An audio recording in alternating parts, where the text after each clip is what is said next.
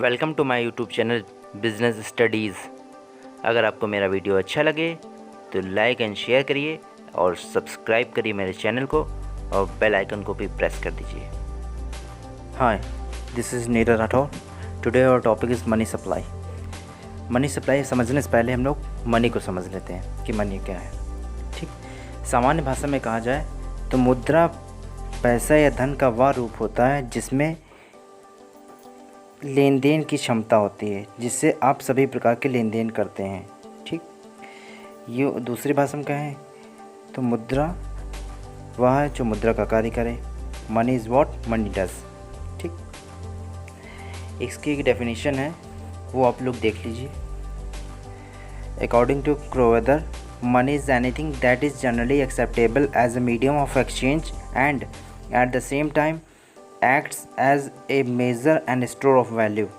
Means money कोई भी वो चीज़ है जो मीडियम ऑफ एक्सचेंज के रूप में एक्सेप्टेबल हो, जिसके अंदर ये क्वालिटी हो कि उसे मेज़र किया जा सके, जिसके अंदर एक क्वालिटी हो जिसे वो स्टोर किया जा सके। ठीक, तो वो सारी चीज़ें मनी हैं। ठीक है, ये पैसे के रूप में हो, ये नोट के रूप में हो सकती है, कॉइन के रूप में भी हो सकती हैं। ठीक है, generally. Now we will discuss about money supply. Okay, money supply. Money supply means total stock of money in circulation which is held by public at any particular point of time. ठीक, यानी कि money supply में total जो money stock होता उसका वो हिस्सा शामिल किया जाता है जो सर्कुलेशन में होता है, पब्लिक के पास होता है, उसको हम मनी सप्लाई कहते हैं, जो सर्कुलेशन में होता है। ठीक, अब एक चीज़ और समझ लीजिए कि मनी सप्लाई में केवल टोटल मनी स्टॉक के वो हिस्से को शामिल किया जाता है जो पब्लिक द्वारा होल्ड किया जाता है, और कैश के फॉर्म में भी हो सकता है, वो बैंक में डिपॉजिट के फॉर्म में भी हो सकता है। मनी सप्लाई में इंक्लूड कौन सी चीज़ें की जाती हैं? मनी सप्लाई में नोट्स इंक्लूड की जाती हैं, और कॉइन्स इंक्लूड किए जाते हैं, डिमांड डिपॉजिट इंक्लूड किए जाते हैं जो पब्लिक के थ्रू मतलब कि जमा किए जाते हैं बैंक्स में। ठीक, तो 3 मेन सोर्सेज हैं जो मनी सप्लाई को इकोनॉमी में ट्रांसफ़र करते हैं, मतलब कि उनको डिस्ट्रीब्यूशन करते हैं। और वो 3 मेन सोर्सेज कौन से हैं?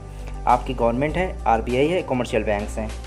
ठीक, they are the producers of money and are the responsible for its distribution in the economy. कि वही इकोनॉमी में डिस्ट्रीब्यूशन करती हैं, वही रिस्पॉन्सिबल होती हैं। अब कैसे?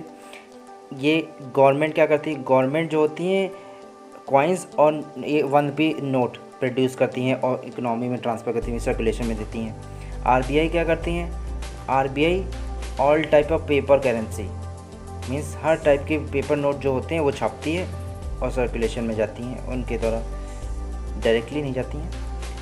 और एक चीज़ समझ लीजिए कि गवर्नमेंट कभी कभार बैंक से पैसे उधार भी ले लेती है योजनाओं में लगाने के लिए। आरबीआई से मतलब पैसे उधार लेती है डिफरेंट टाइप्स के जो प्लान्स होते हैं उनमें लगाने के लिए, तो उसके थ्रू भी पैसा करेंसी सर्कुलेशन में चली जाती है। ठीक, अब आ गया है commercial banks. Commercial banks credit provide करती हैं, वो क्रेडिट प्रोवाइड करती हैं, तो उसके थ्रू भी हमारा पैसा सर्कुलेशन में चला जाता है, कि वो सर्कुलेशन में जाता है और सब कहीं डिस्ट्रीब्यूशन हो जाता है। ओके, अब हम पढ़ेंगे आगे।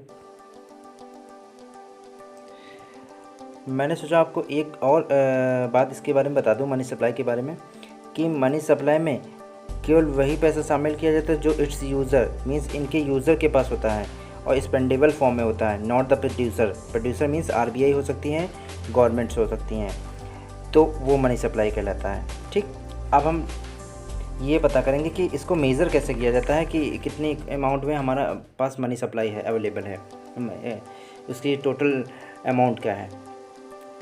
तो जो मेजर्स इंडिया में अप्लाई किए जाते हैं वो हम पढ़ेंगे कि RBI classified the supply of money in 4 categories. ठीक, वो 4 कैटेगरीज क्या होंगी वो हम लोग पढ़ेंगे, M1, M2, M3, M4। उसके बारे में डीपली डिस्कशन करेंगे आगे। फर्स्ट है M1, currency with the public, demand deposit banks, other deposit with the RBI. M1 को नैरो मनी कहा जाता है। करेंसी विद द पब्लिक में कौन सी चीज़ें कौन से मनी आता है? जो पब्लिक के पास नोट्स होती हैं, जो पब्लिक पास कॉइन्स होते हैं, वो करेंसी विद द पब्लिक आता है। ठीक। Demand deposit with banks, bank के पास पब्लिक के द्वारा जमा किया गया पैसा वो करंट अकाउंट के फॉर्म में और सेविंग अकाउंट के फॉर्म में बैंक में जमा होता है। अब अदर डिपॉजिट विद आरबीआई, उसमें क्या शामिल किया जाता है? अदर फॉरेन बैंक्स का, अदर फॉरेन गवर्नमेंट का पैसा डिपॉजिट होता है। ठीक है। Industrial development bank of India का पैसा डिपॉजिट होता है। यूटीआई यानी कि यूनिट ट्रस्ट ऑफ इंडिया का पैसा जो डिपॉजिट होता है, ठीक, वो सब अदर डिपॉजिट विद आरबीआई का होता है। ठीक। इसमें ध्यान रखिएगा, गवर्नमेंट और कॉमर्शियल बैंक्स का पैसा शामिल नहीं किया जाता जो डिपॉजिट होता है आरबीआई के पास। ठीक। और इसमें अदर डिपॉजिट में वर्ल्ड बैंक के द्वारा लिया गया लोन और अदर कंट्रीज़ के द्वारा लिया गया लोन भी शामिल किया जाता है अदर डिपॉजिट में। ठीक। M2 में क्या आता है? M1 पूरा plus post office saving bank deposit, यानी कि इसमें केवल एक ऐड हो जाता है, post office saving bank deposits. इसे भी नैरो मनी कहा जाता है। नंबर 3 आता है आपका M3। M3 में पूरा M1 आ जाता है, M1 plus time deposits with banks, यानी कि आप कह सकते हैं सावधि जमा खाता जो टाइम पीरियड पूरा होने के बाद आप निकलवाते हैं। ठीक। और M4 में क्या आता है? M3 plus total post office deposit. ठीक। यानी कि M3 में आ गया M4 में आ गया आपका पूरा ये आपका आ गया currency with the public, demand deposit with banks, other deposit with RBI और time deposit with banks and total post office deposits. ठीक। ये आपका पूरा हो गया।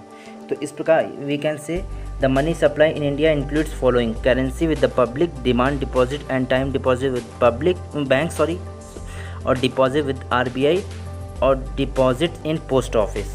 Okay. Remember M3 and M4 broad money कहे जाते।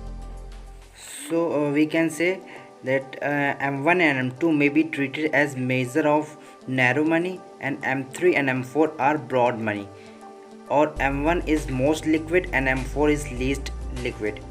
क्योंकि M1 में तरलता ज़्यादा होती है, मोस्ट लिक्विड होता है, उसे इजीली हम कन्वर्ट कर सकते हैं पैसे में, और M4 की इतनी जल्दी हम कन्वर्ट नहीं कर सकते क्योंकि इसमें टाइम डिपॉजिट भी काउंट होता है। Okay, thank you so much for watching my video.